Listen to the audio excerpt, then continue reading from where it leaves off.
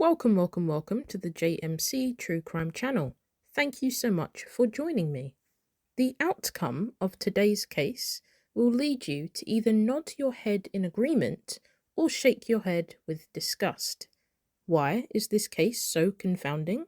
Well, strap in and let's get stuck in.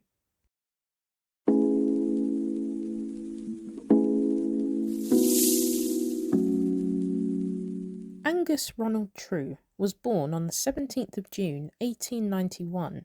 He was born in Chawton-on-Medlock in Manchester, England. His mother, Annabel Angus, was 16 years old at the time and had him out of wedlock. Now Annabel adored her son, doted on her son, was absolutely in love with him. By all accounts, she was a great mother, and a present one too. Despite his first name being Angus, he is more commonly known as Ronald, and so for the duration of this episode, that's how I'll be referring to him. During his childhood, Ronald was commonly known to be very disobedient and selfish and rude. Now, that's not to say that plenty of other children don't act the same way, because they absolutely do. The difference with Ronald is that this was a consistent pattern. He was constantly having to be disciplined for being truant from school and just acting out in such extreme ways. An example of this would be his treatment towards animals. He was particularly cruel towards them. As I mentioned, Annabel, Ronald's mother, was unmarried when she had him, and so Ronald didn't have a relationship with his biological father, but in 1902, Annabel married a wealthy man named Arthur Reginald French. With Ronald having just gained a stepfather at the age of 11, this opened many doors for both mother and son. Ronald could now be enrolled and educated at the prestigious Bedford Grammar School, although Ronald, true to form, was consistently truant. 3 years later, when Ronald was 14, his mother was diagnosed with a serious and potentially life-threatening illness. When his aunt informed him of this, instead of expressing sorrow or compassion or concern, Ronald was far more interested in inheriting his mother's property. He was extremely nonchalant, to say the least. In 1909, he left Bedford Grammar School. He was only 17, but he had physically matured. He was very well built, and very much so above the average height of his peers. He wasn't very interested in finding a trade or gaining some employment, but he did have his stepfather to answer to, and so his stepfather sent him to different countries such as New Zealand and Argentina, trying to encourage him to find his place in the world. For very short periods of time, he did attempt to learn farming and management. However, he was quickly dismissed due to his eccentric behaviour. He was an acquired taste, so to speak. And it was in 1912, at the age of 20, when Ronald began to use morphine a little too frequently. Morphine is quite the strong opiate. It is typically used in pain medication, although it can also be used recreationally, and it's prone to abuse. It is extremely addictive. Eventually, in 1915, Ronald joined the Royal Flying Corps, also known as the RFC. The RFC was the air arm of the British Army, and it was around just before and during the First World War. It later merged with the Royal Naval Air Service in 1918 to form what we now know as the RAF, aka the Royal Air Force. Ronald did not excel in the RFC. Actually, his performance was quite inadequate. In 1916, when he undertook his very first solo trial flight, he crashed the plane, suffered a severe concussion, and was unconscious for 2 days. This didn't look good on his record. I've never flown a plane though, so I'm certainly not one to judge.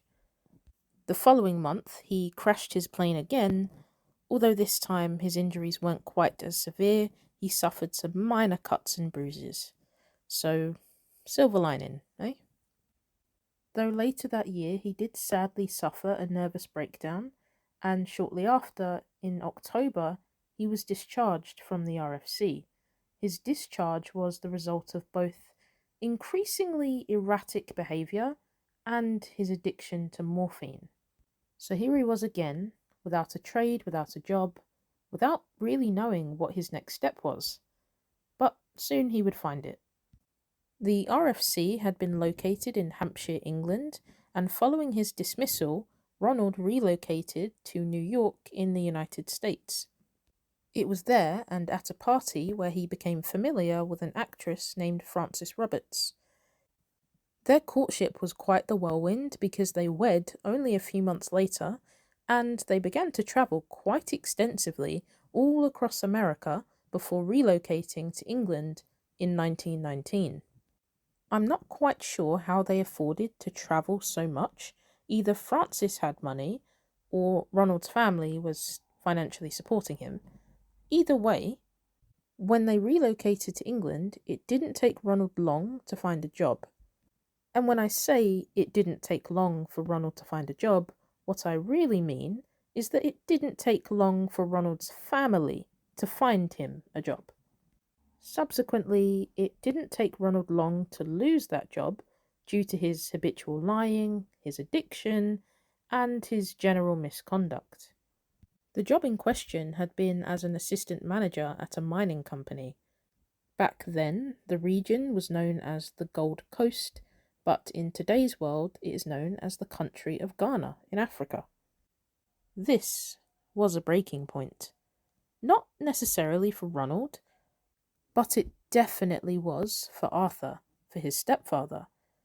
He had been doing his absolute best to be the best parent he could be. But in his mind, Ronald was doing his best to fail, and to fail consistently.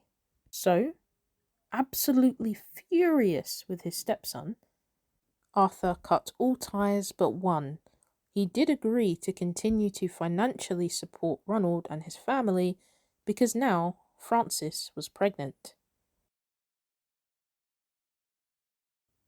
A few months would pass and Frances had given birth to their child. Unfortunately, I wasn't able to confirm exactly what they had, a boy or a girl, what they named their child or anything like that, but Ronald was now officially a father. And by 1920, when Ronald was 29 years of age, his daily morphine intake had increased substantially.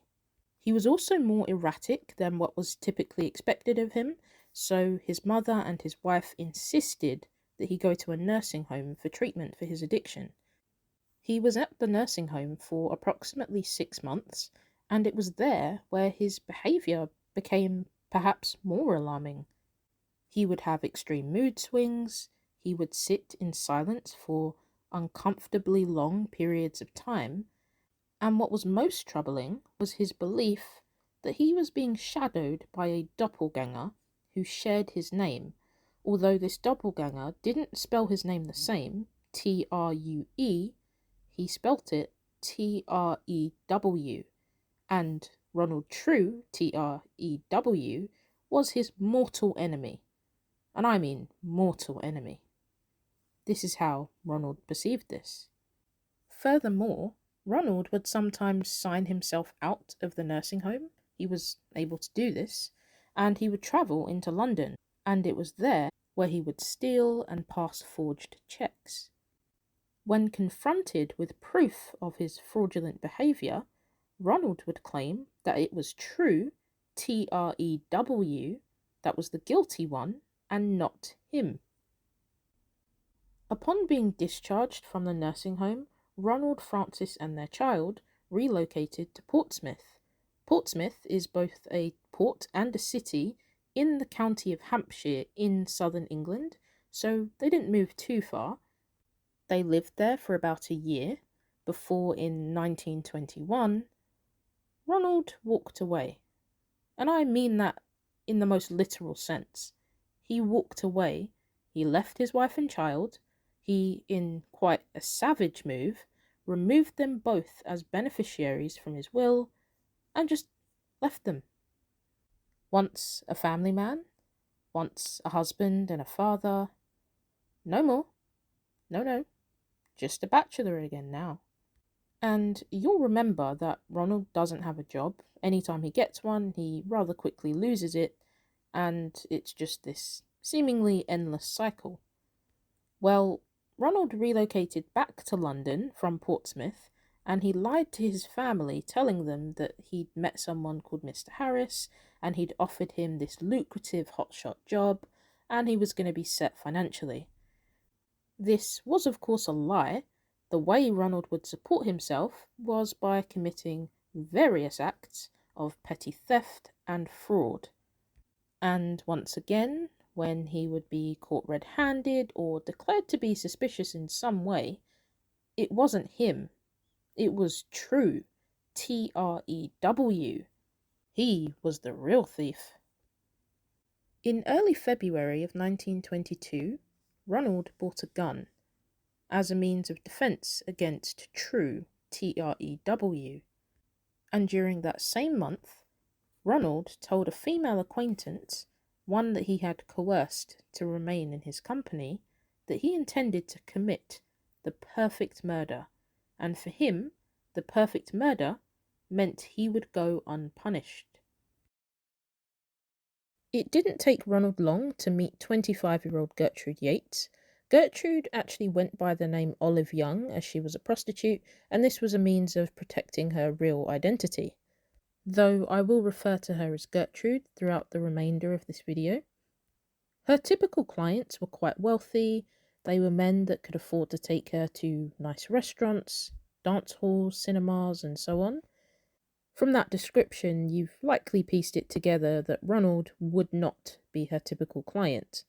But Ronald was quite the deceiver, and he managed to convince her that he was a high-ranking official in the British Army. The two spent the night together, and Ronald stole, true to form, £5 from her handbag. Now, in today's society, £5, whilst of course it has its value, it's not a large amount of money. You could go to McDonald's and buy a Happy Meal with £5. But back then, £5 was a lot of money, and so he took a significant amount from her. As a result of this, Gertrude was adamant that she would never see him again. And I wish that had been accurate, because if so, this story would have a much different ending. Sadly for Gertrude, Ronald was persistent. He would constantly harass her with non-stop phone calls. He would show up to her flat unannounced. He was relentless. He couldn't just let her be. Or he wouldn't, I should say. This behaviour continued for about 2.5 weeks, and so late in the evening on the 5th of March 1922, he again goes to Gertrude's flat. Only this time, he isn't met with a slammed door or any resistance. Gertrude lets him in. The reason for this is unknown. Perhaps he had just worn her down. After all, he had been stalking her for over 2.5 weeks, and I can only imagine how mentally and emotionally taxing that must have been. So maybe she thought, you know what, I'll let him in. Maybe if he gets what he wants, he'll leave me alone for good. And this is yet another moment where I wish that had been true. Sadly, it wasn't. Ronald spent the night, and the following morning, roughly 7:30 a.m., he was making a cup of tea for both himself and Gertrude. So once the tea was all good to go, he walks back into Gertrude's bedroom and gives her the cup. Gertrude had just awakened as she raised her head from her pillow to accept the cup, and that was when Ronald seized his moment. You'll remember that Ronald aspires to commit the perfect murder, and in his mind, this was his chance. Ronald bludgeoned Gertrude 5 times around the head with a rolling pin before thrusting a towel into her mouth. Doing this pushed her tongue backwards and obstructed her trachea, which is commonly known as your windpipe, blocking the passage of air, meaning she couldn't breathe. He then tightened the dressing gown cord around her neck, and this is what officially killed her. She died due to asphyxiation. And Ronald, seemingly unfazed, from having just killed someone. He drank his own cup of tea, he ate some biscuits, and then he dragged her naked body to the bathroom.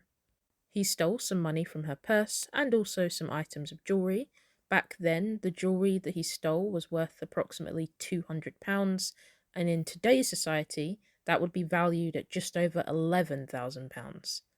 At 9:30 a.m., so approximately 2 hours had passed since he first got up to make those cups of tea, he was ready to leave. He had done all he wanted to do, so he was good to go. As he was leaving Gertrude's flat, he spotted the cleaning lady. Her name was Emily Steele. Emily had been preparing to start cleaning Gertrude's room before Ronald intercepted her and said, don't worry about waking her. We were up late last night. She's in a deep sleep. I'll send a car around for her later on in the afternoon. And with that, Ronald took off. Emily waited about 15 minutes before she entered Gertrude's room. Before he had left, Ronald stuffed pillows under the quilts, trying to give the impression that a human being was sleeping under the covers. And Emily did see this when she entered the room, but the most concerning aspect of it all were the bloodstains absolutely everywhere. Emily, completely taken aback, went into the bathroom, and that's where she found Gertrude's body. Without missing a beat, Emily immediately called the police and informed them of her discovery. She told them that she had just encountered a man leaving Gertrude's apartment, and this man's name was Ronald Trew. Ronald's arrest was relatively straightforward. He was arrested on the same day he killed Gertrude at 9:45 in the evening. 4 senior police officers found him inside a theatre, and he didn't try to resist. Although he did deny the charge, he claimed that he and Gertrude argued, but that when he left, she was apparently alive and well. Nevertheless, 2 days later, he was formally charged with Gertrude's murder. He was held in Brixton Prison whilst awaiting trial, and whilst he was incarcerated, he was also placed under observation due to both his temperament and insomnia. The only thing that could calm him were sedatives, and this did raise some concern. The trial began on the 1st of May in 1922 at the Old Bailey, which is the Central Criminal Court of England and Wales. Now, this is the part that will leave you either shaking your head in disgust or nodding your head in agreement. The defence for Ronald at this trial was that he was legally insane. The defence introduced 2 psychiatrists that had separately examined Ronald, and both came to the conclusion that he was suffering from a congenital mental disorder, meaning that this had been present since birth. They also claimed that his disorder was aggravated by his morphine addiction, causing him to behave even more erratically. So that was the defence. Now the prosecution had a different idea. They believed that he knew exactly what he was doing to hit her not just once, not just twice, but 5 times with a rolling pin. He also made efforts to try and avoid detection. He moved her body to the bathroom and stuffed her bed with pillows to make it seem like a person was still sleeping under there. Additionally, he told the cleaning lady, he told Emily, not to go in the room. This suggests that he was aware of the criminality of his actions, and so should be held criminally and legally responsible. That was the prosecution's argument. What do you think? Let me know in the comments. After a short period of deliberation, the jury found Ronald guilty of the willful murder of Gertrude Yates. He was also sentenced to death. But that conviction didn't last very long. On the 8th of June 1922, 3 medical experts assessed Ronald, and they all came to the unanimous conclusion that he was legally insane. The Home Secretary, Edward Short, recommended that Ronald's sentence be commuted from a death sentence down to life imprisonment in a high-security psychiatric hospital. This was an incredibly controversial move. Many people believed that the only reason Ronald was given leniency is because of his family. His stepfather Arthur was incredibly influential. And they say money can't buy happiness, but, it helps. Regardless, Edward Short did deny this. He insisted the only reason for his recommendation was due to the assessment of Ronald's sanity. The Home Secretary Short's recommendation was upheld, and Ronald spent the rest of his life in a psychiatric hospital. Ronald died at the age of 59 on the 8th of January 1951. Only one person attended his funeral, and that person had loved him since the beginning of his life and to the very end: his mother. So, what are your thoughts on this case? Was Ronald legally insane? Was the defense right? Or was the prosecution? Did he know exactly what he was doing? And if you agree that he wasn't of sound mind, how much can we truly hold him responsible for this? Ultimately, a young woman lost her life, a young woman was killed, and the guilty party must be held responsible. But if Ronald didn't know what he was doing, can we say that he was guilty? Was he? So are you shaking your head in agreement or nodding your head in disgust? Let me know. Thank you so much for listening to this video. As always, your time is so appreciated. It won't be long before I'm with you again soon. Peace.